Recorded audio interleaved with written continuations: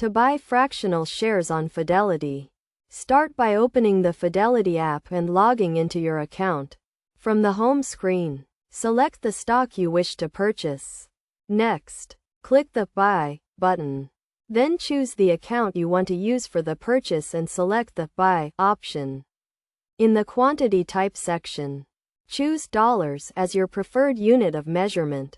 You can then enter the amount you want to spend in your local currency. Any amount, such as $1, $5, or $20, will automatically be converted into fractional shares. After entering the amount, select your order type and click the Preview Order button. Review the details to confirm you have selected the correct account and entered the right amount. Then click the Place Order button. Once you complete this process, your fractional share will be purchased.